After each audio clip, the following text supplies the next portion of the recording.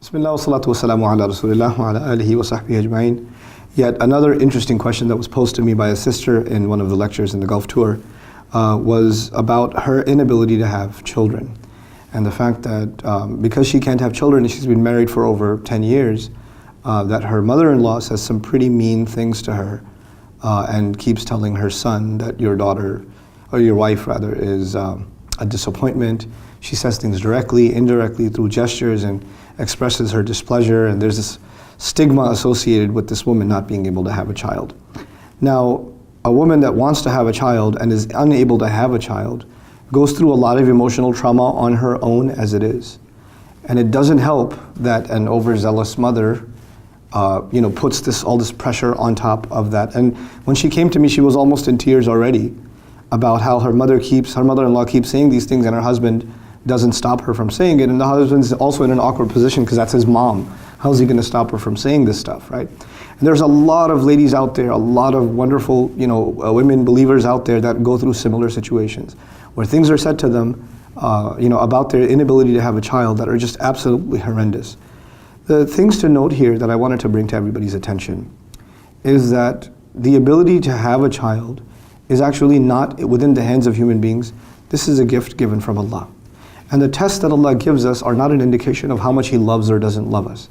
Every human being has tests. Every human being is given difficulty. As a matter of fact, you have, prophets that make dua that they would have some child to carry their legacy, and they don't have any children until very, very, very late in their years. So you have a problem of, a test from Allah Azza wa Jalla. In some cases you have prophets that have children, like Nuh alayhi salam has a son. Great. I wouldn't want a son like the son of Nuh alayhi salam, who would rebel, and at the end of the day he would be called إِنَّهُ عَمَلٌ غَيْرُ صَالِحٍ. He is a deed no good.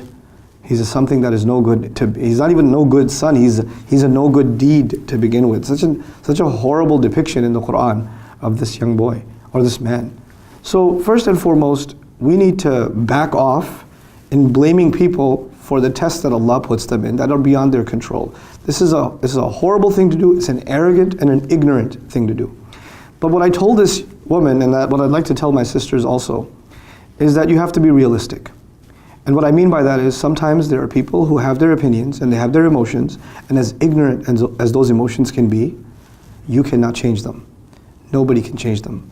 The sooner you recognize that she is not going to stop saying terrible things, every chance she gets, she's not going to stop having these horrible glances of the eye, or the faces that she makes, or the sliding comments directly or indirectly to you and to others, that it's never, ever, ever going to stop.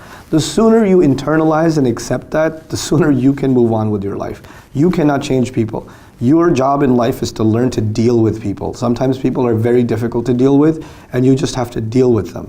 You will learn to brush off her hurtful words so the moment you stop expecting better from her. Like, you just can't accept that. Maybe this is her weakness. She just can't get over it.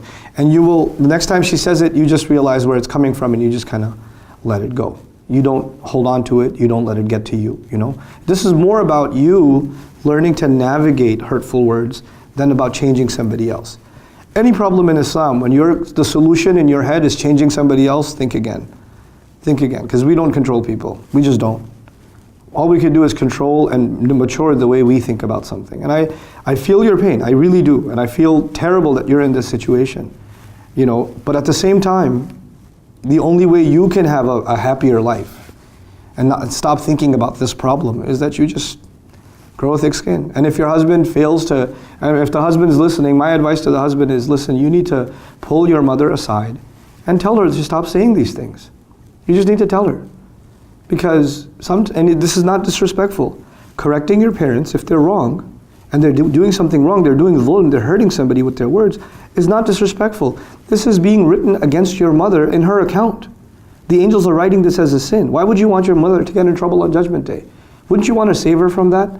So you saying, I shouldn't say anything, you're not doing a good deed. This is not a righteous deed. This is you perpetuating a wrong that's happening inside your family. Telling your mother that something is wrong is okay. This is completely okay. You have to be respectful and loving when you do it, but that's it. Just be respectful and loving.